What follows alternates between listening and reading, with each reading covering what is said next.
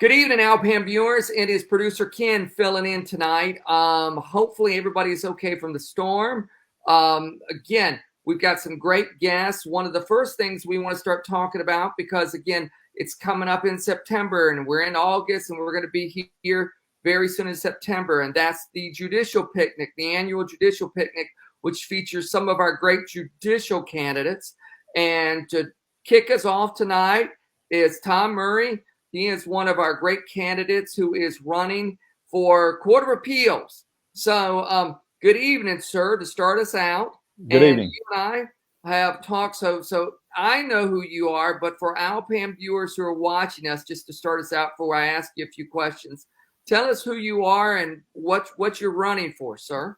Excellent. Well, I appreciate y'all doing this. My name's Tom Murry. I'm running for the North Carolina Court of Appeals. It's the intermediate court. You got the Supreme Court. You've got trial court, trial court at the bottom, at the boots on the ground level, and then any decisions that get appealed go to the Court of Appeals before they go to the Supreme Court. And so I'm a lawyer. I'm also a pharmacist. I went to pharmacy school before I went to law school. I've practiced pharmacy and law. I practiced pharmacy over 20 years, been a lawyer almost 17, 18 years. I served as a town councilman. My local town council got elected when I was in law school. Went on to serve in the North Carolina General Assembly, got recruited to run. I was part of the majority makers in 2010. And so when we took back the majority for the first time, and since Reconstruction, I was part of that. Served a couple terms in the House. After I left the General Assembly, I went to work for Mark Martin when he was Chief Justice. Okay. Worked for Mark Martin for 4 years. During that time, I deployed to the Middle East. I served in the North Carolina Army National Guard. And when I came back from that deployment, I went back into the trenches as a state prosecutor, and that's what I've been doing ever since. Well, my first question is, you've had a variety, you mentioned it to our viewers, had a variety of roles, from an assistant DA to a judge advocate in the Army National Guard to even a legislator. Talk a little about your experiences and how your perspective on the law and how you will approach the judicial system. Well, I think the experience that I've enjoyed over my legal career has prepared me to serve on the Court of Appeals for many reasons, mainly because of that breadth that you talked about. And you don't want somebody who's only well versed in a particular area. But if I had to highlight one specific thing, I consider myself an originalist. I believe the plain meaning of the words of either the Constitution or a statute mean what they mean. And I believe that baked into that idea of originalism, that thought, it is the separation of powers. And each branch of government, we've got judicial branch, legislative branch, executive branch. All three of those branches have their role to play in our government, and you need to know what your role is.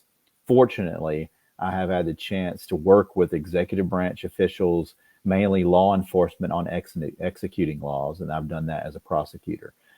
I've been a legislator. I've chaired legislative committees. I've gone through the legislative process, and I know how important that is. And as a judge, I know my job is not to do either one of those things. My next question is, you have a strong background in regulatory reform. You've been involved in eliminating a lot of regulations.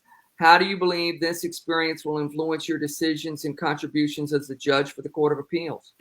Well, I think as a pharmacist and working in a small business, independently owned pharmacy for most of my career as a pharmacist, I understand what it's like to be regulated.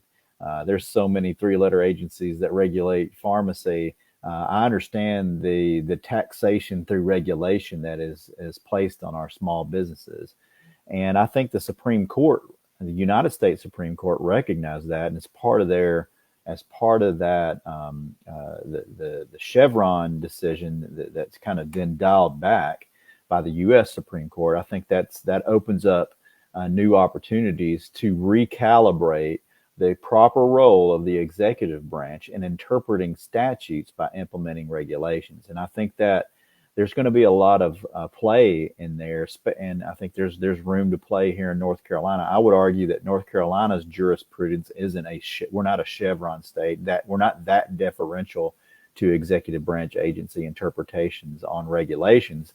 That being said, there's always room to make sure that whatever an executive branch agency is doing comports with the statute passed by the people of the state of North Carolina through their legislature. I know you mentioned before you've been a legislator. You were recognized as one of the as one of the top most effective members in Raleigh, and you were a primary sponsor for voter ID. Talk a little bit about, for our Al-Pam viewers, how do you plan to apply your experience to ensure fair and impartial rulings of the Court of Appeals? Well, I think the part of being a fair and impartial judge is not approaching a case with a predetermined outcome. And I think that's how I approach legislation. There are several instances where we had to make a decision, vote red, vote green, and you listen to the well-reasoned arguments on both sides to make a decision for the best of your constituents. Now, as a judge, you are your mandate is to follow the law. If the law says what it says, the Constitution means what it means, and that's the restriction. If judges that don't place that restriction on their judicial interpretations, it is ripe for misuse. And we've seen that specific to the voter ID legislation, and the constitutional amendment was passed.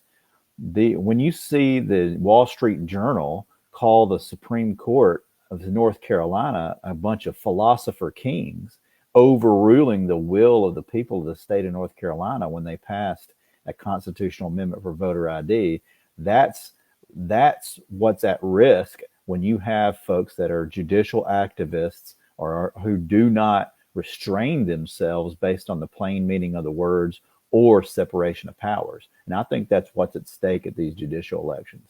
It's you're going to either see judicial activism that ignores the plain meaning of statutes and the historical interpretation of our Constitution, or you're going to see folks that are willing to restrain themselves, understand their lane, and appreciate the separation of powers. You talked a little bit earlier about your military background.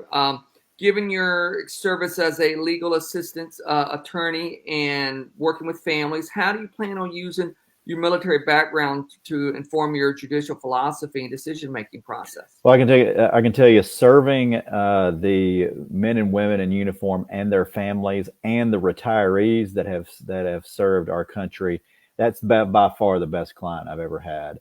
And I think that when you think about freedom, and when you think about the cost of freedom, that makes you, at least it makes me be very, very reticent when we're talking about when our true freedoms are at stake.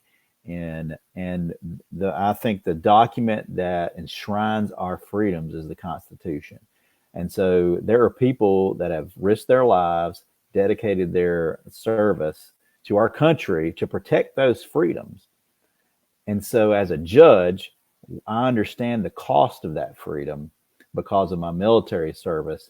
And I think anything that restricts those freedoms and that are enshrined in the Constitution, in the plain meanings of the words of our Constitution, First Amendment, Second Amendment, unreasonable search and seizures, right to self-incrimination, those are freedoms. All those freedoms that are enshrined in our Constitution. I think that military, working with members of the military who take that constitutional oath, makes those constitutional provisions even more important to me. Well, the Judicial Picnic is coming up soon, and hopefully a lot of folks will be able to meet you there. But if they can't come, and I know everybody's got a website, tell us what's your website and social media so that way people can follow you and learn more about you, man. Certainly. My website it's real simple, jointom.com. That's my website, jointom.com. I'm on X or Twitter. I'm on Facebook, I'm on Instagram. It's Tom Murry, and that's Murry. And so Tom_Murry on Instagram and Twitter or X. And then on Facebook, you just got to look up Join Tom Murry for Court of Appeals. And that's how you'll find me. Wonderful. Well, Al-Pam viewers, please start getting your tickets soon. September will be here. Hopefully everybody is dry.